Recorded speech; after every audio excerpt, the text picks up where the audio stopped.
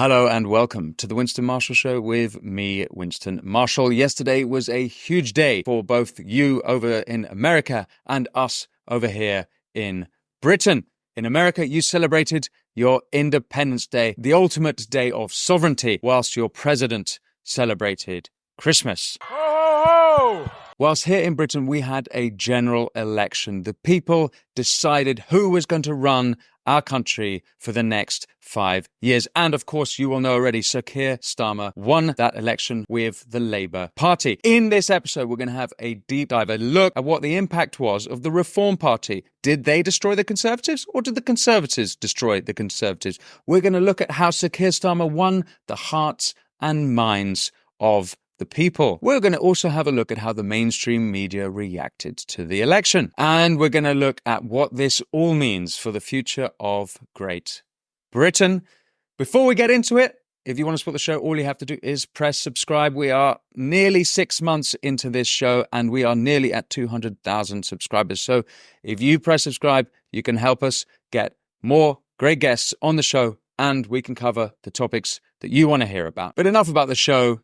Let's get into the election. So let's start by looking at the results. At the time of recording, the Labour Party have indeed won by a landslide with 412 seats. That is a change of 211 seats at the time of recording this video. We still have 2 seats left to call. I note, the Conservative Party have lost 250 seats and are down to 121. That, of course, is rather embarrassing for Prime Minister Rishi Sunak, who has just announced he will step down from the party. But this election is a story about the end of the Uniparty. There have been numerous different parties and independents who did rather well, and we're going to have a little look at them. There is, of course, the Liberal Democrats, who won 71 seats. That's an increase of 63 seats. The Scottish National Party had a dreadful night, losing 38 seats down to 9. Sinn Féin in Ireland with 7. There were 6 independent seats. Plaid Cymru in Wales with 4 seats. The Green Party with 4 seats. And Nigel Farage's Reform UK with 4 seats. A quick glance at how many seats each of these parties won doesn't really reflect what happened. Let's have a closer look at the British general election and, more specifically, the popular vote, the shift in votes, what happened in previous elections coming up to this election, and what this means for the future of Britain. Before we get into the details, let's look at how the mainstream media behaved during and leading up to the election itself. One of the most notable moments was that The Sun endorsed Sir Keir Starmer and his Labour Party. This is notable for 2 reasons. Firstly, it's absurd that newspapers would endorse any candidate. So as well as this being obvious media bias completely out in the open, there's another story here, which is that the working people of Liverpool have famously rejected The Sun newspaper ever since the 1989 Hillsborough football stadium disaster.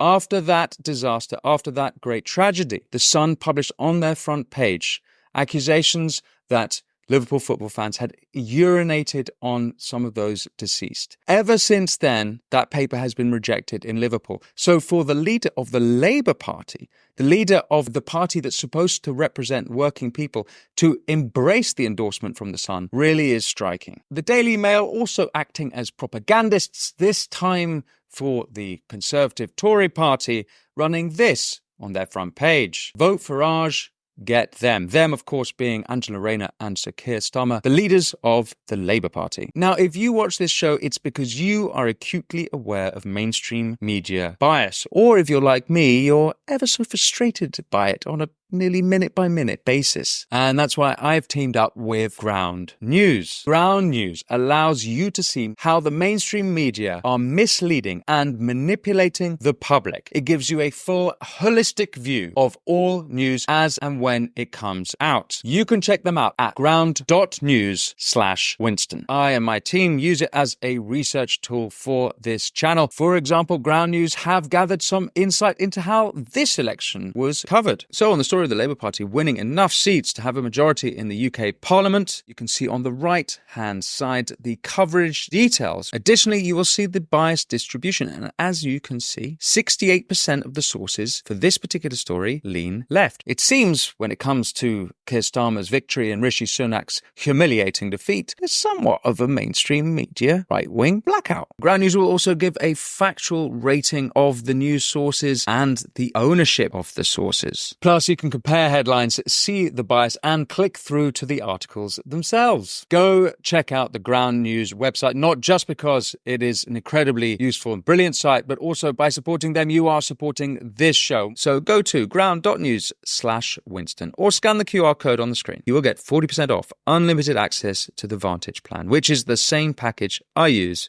for my research in this show. As if you needed reminding why we need Ground News, this is how Sky News reported on the election results this morning.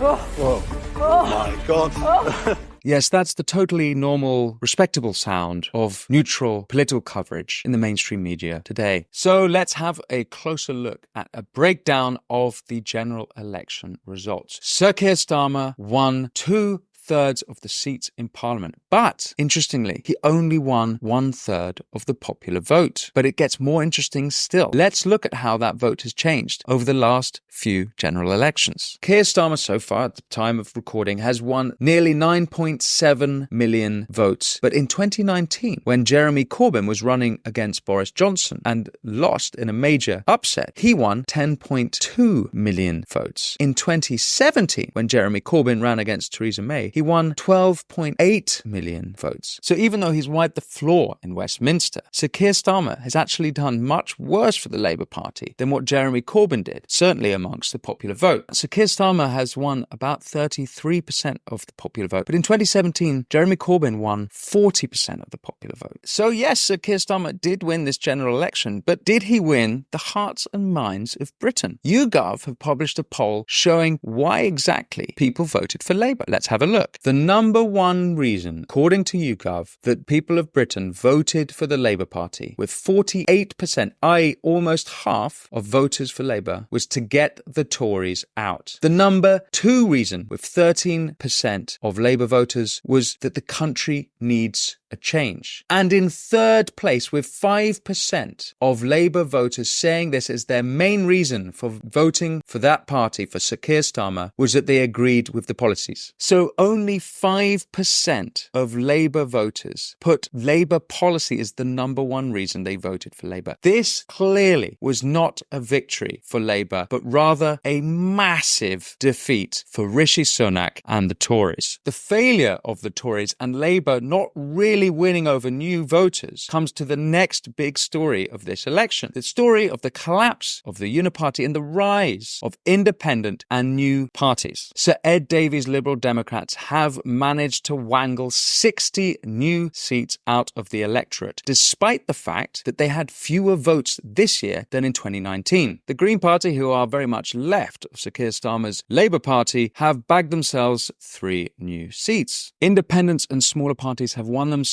7 seats. Most famous, of course, is the former Labour leader himself, Jeremy Corbyn, in North Islington. Now, Mr. Corbyn, like other independent voters, made it clear to their electorate that they thought Palestine was on the ballot. The Green Party also were the only major party to put Palestine high up on their issues. And there is, of course, Nigel Farage's upstart Reform Party, who managed to win 4.1 million votes in Britain, about 14% of the popular vote. That, I note, is higher than the 3.5 million who voted for the Liberal Democrats, but of course, who won significantly more seats. Reform only won 4. This general election is the lowest combined vote that the two main parties have had in over 100 years. This is the end of the Uniparty. This election was an unmitigated disaster for the Conservative Party. They have lost prominent figures like Jacob Rees-Mogg, former Prime Minister Liz Truss, and one of the MPs touted to be the next leader, Penny Mordaunt. And now some people are blaming Reform. It is not Reform's fault, it is the Conservative fault. They've not only had 14 years to prove themselves, but they created the space for Reform Party to come into. If they had not abandoned their Conservative principles, if they had not tried to sell the country out to the highest bidder, whether it is British Steel or our important infrastructure or our media, as they tried to do with the Telegraph, they would not have been in this situation.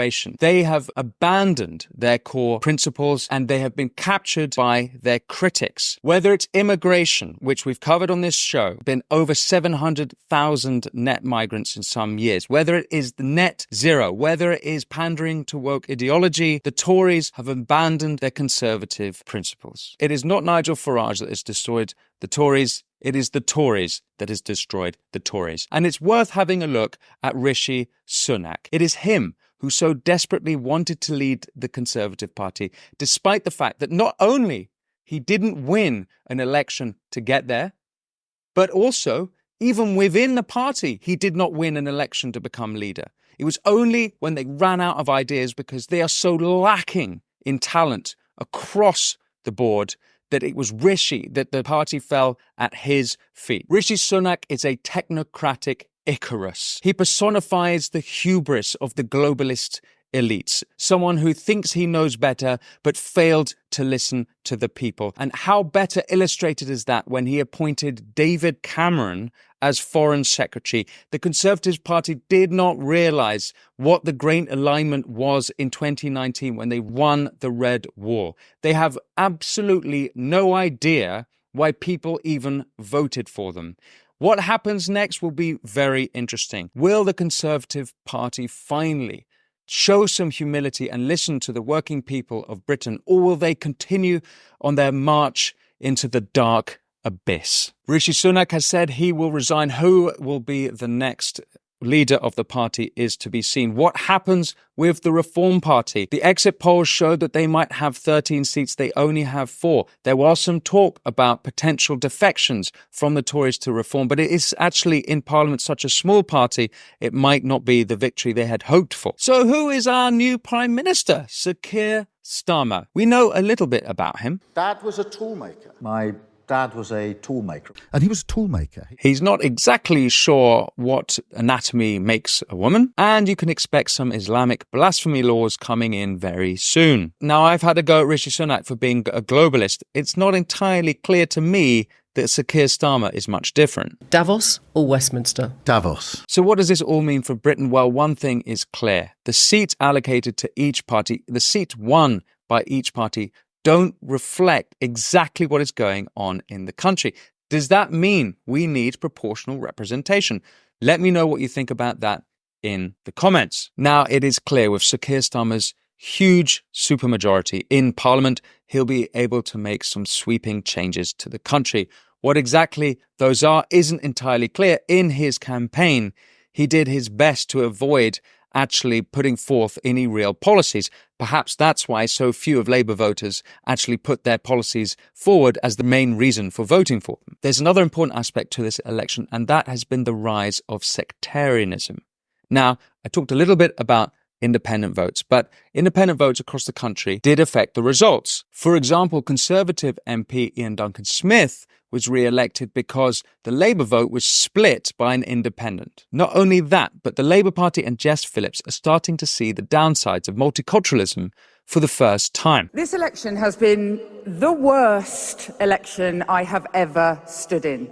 And people filmed her on the streets and then slashed her tyres. So, in conclusion, is this the end of the Conservative Party, or will it be a wake-up call? Is this the beginning of Nigel Farage's shake-up of the centre-right and the right in Britain? Is this actually the demise and the splintering of the left? How secure is the coalition that is the Labour Party today? What will Keir Starmer do with his power? What can we expect for Britain? Is this new Labour all over again, or is he going to go back to more traditional roots? He, after all, said he was a socialist.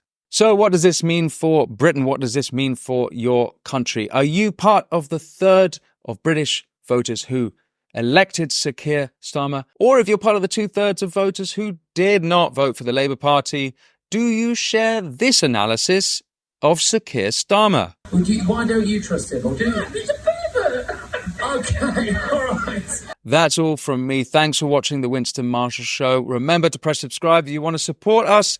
And let me know what you think in the comments. Let me know what topics you want me to cover. And let me know which guests you'd like me to invite on. Enough from me. I'll see you next time.